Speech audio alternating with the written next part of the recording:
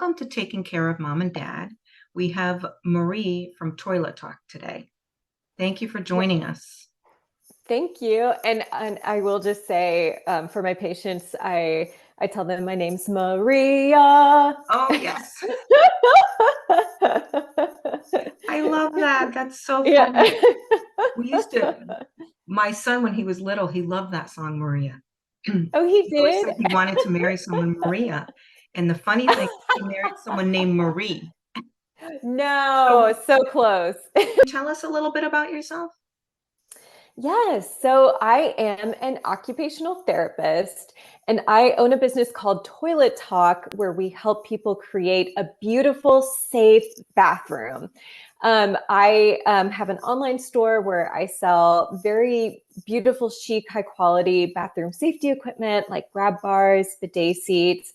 And I also have a lot of free information that helps caregivers and just people who are interested in making their bathroom safer so they can live at home for a lifetime. I have blogs. I also have a YouTube video, which is at Toilet Talk Me. And I also have a free grab bar guide that can help you customize grab bar placement next to the toilet. So I have a lot of great resources that people can check out on my website. You do. You have a ton of information it's nice, it's free, and it's available to everyone. Going back to, I love what you said, chic, because when you're redoing, that is one of the problems that I see all the time. When you're redoing someone's bathroom and they need that assistance, they need different things in the bathroom for that assistance. That is the first thing is no, it doesn't look right. Yes. It doesn't look good. Oh my gosh. Yes, absolutely. And I don't blame people for that. It's okay to feel that way. It Yeah. really is.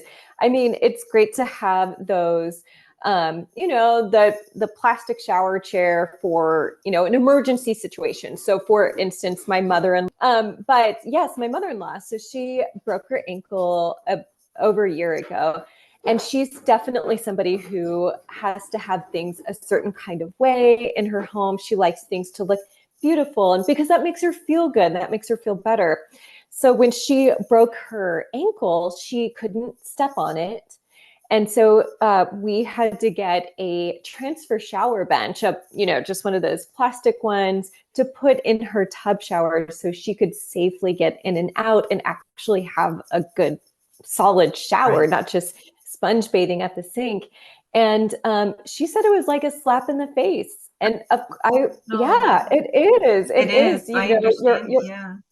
Your world has completely shifted, and then now you're like, I'm reminded about my situation because I'm sitting here on this white plastic ugly thing. So yes, I try to serve and help people out who want to avoid that because unfortunately, we all have times of injury or illness, and we all need changes to the bathroom to help us during those times. And I think it's personally, it's a good idea. I'm like I mentioned to you, I'm in my 50s, and it's a good idea to really hit that around that age because you are going to have certain things that happen, whether it be, and it could be simple things, either different procedures that you may have, and that way you get it into your like mindset that this is what you're going to need, and it prepares them a little bit. And then it's all set actually for you financially wise too. I also think it's a great idea to Yes, prepare a little ahead of time. absolutely. Absolutely. With my background, so as an occupational therapist, I started working in nursing homes. And so I was helping people, maybe they were ill or injured, they went to the hospital and they came into rehab, and I helped get them more able to take care of themselves before going back home. And unfortunately, there were some people who, even though they got better physically, their home setup was not allowing them to be successful. And I found that the number one room at home was the bathroom. That really made a huge impact. So for me, that's why I started my business, so I could help people make those changes at home so they could actually go home and live there safely and be in the comfort of their own home. Um, and it does make a huge difference as far as saving money. 90% of people don't want to live in a nursing home or anything like that. They want to live in their own homes. So yeah, setting those things up. I do believe, I can't remember what the exact number was, but on average in the United States, 1 year in a nursing home in like a semi-private room, not even a private room all to your own, is $98,000. Oh my And goodness. Oh, yes, wow. yes. And I have in my grab bar guide, I put, the average cost if you were to buy the most premium grab bars and you were to put them in your bathroom and, just for instance, you buy four, and four is quite a bit for most bathrooms anyway, we don't need grab bar city to make a difference, but, That's a um, good point uh, too. yeah, you don't need 800 grab bars. Trust, believe me. But if you were to buy that and spend $2,000, maybe like you could bump it up. Let's say you hire a contractor and the work is quite expensive for some reason, so 4,000. That cost comparison between 98,000 and 4,000 to help you stay safe in your home, it's a no-brainer. Yeah. Yeah, and that's nice that you put that in there because I think a lot of people need to see that. Like they're thinking just at the moment, right? Yes. And they're not thinking of the long term of it. They say that the um, highest area of injuries in a home is in the bathroom, right? Yes. So the number one place people fall at home is when they step out of the shower. And the number two most common place people fall is off of the toilet. I know. Can you So believe that? they're both in there. And that makes sense. Showering is the most exhausting thing that we do. When we get in that warm water, our blood vessels like to open it up and it makes us feel sleepy and extra tired.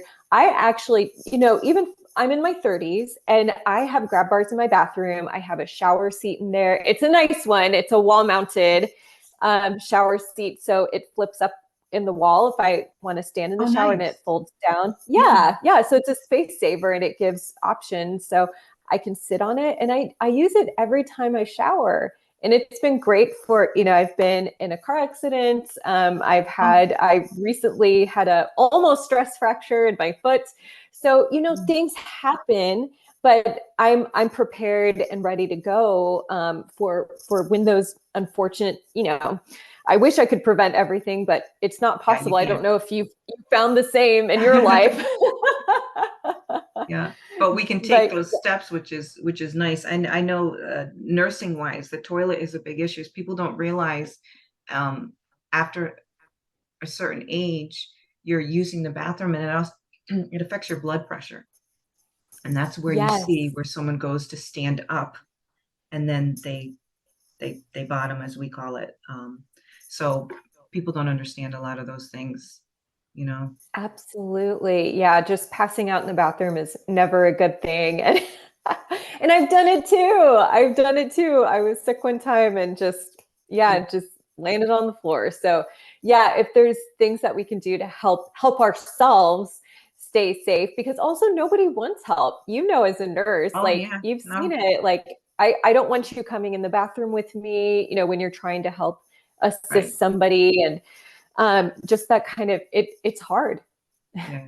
The name of your company, how did you go? I like that name. How did you come up with that? Thank you.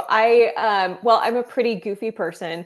And so I was writing a blog. It was actually going to be a series. And the blog post was, I wanted to make a series called Toilet Talk, where I talked only about just the toileting aspect of, changes you can make to the toilet or techniques that you can do to help if you're having a hard time wiping that you could do to take care of yourself and be more independent. And I was just like, you know what? I love the bathroom so much. It truly is my most favorite room in the house. I feel like it's the most impactful. We spend so much time in the bathroom, right? Every morning, every evening, multiple times during the day. So let's just go full blown toilet talk and just Yeah, make it all about those. It's an awkward conversation, especially when it comes to about, cleaning our bottoms after going to the right. bathroom if you're struggling with that. The bathroom is where we're the most vulnerable. Where, if something's going wrong, if you're sick, you're probably in the bathroom. That's why I kind of like to make it a light situation Yeah, and yeah. just know that this is an approachable, it's a awkward topic, but we can get through it together. And if there's, any questions, I always want people to feel free to ask me those questions, even though they may think like this is, wow, I would never, people, they don't even want to talk to their doctor about some of this stuff. Isn't that crazy? Yeah. Yeah, and I don't, and I'm the same way. I'm the same way where I'm like, oh, this is going on, but I really don't want to ask and reach out for help. And so I get it. So that's why I try to make it as friendly as possible. Well, we appreciate it because it is an awkward conversation for a lot of people, and it's frustrating for nurses for because a patient doesn't want to talk about that, but we know that it needs to be spoken about, and we know that there's a lot of medical issues that can be prevented if you have that information out there. Um, Absolutely. Oh, yes. Yeah. Preach. that's- so thank you for that. So when you talk to different clients, family members, what are some of the more common questions that you get that people wonder about? When I'm talking with caregivers, so people who are helping out mom and dad or grandma and grandpa, which I was in the same boat. I was a caregiver to my grandparents. The kind of questions that I get are, how do I know if my loved one is starting to have troubles in the bathroom? Like, when do I know to step in?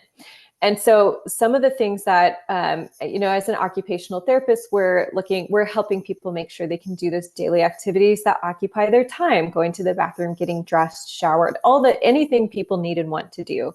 And so there are some things that let me know what's going on. One of those is if they're having a hard time with their lower body dressing.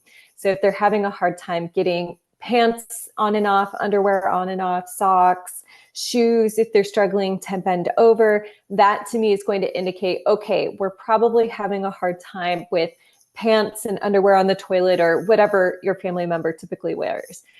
So there's probably that. And if they're struggling to reach for, socks and shoes and those kinds of things, we're probably having a harder time reaching to thoroughly wipe our bottom after going to the bathroom.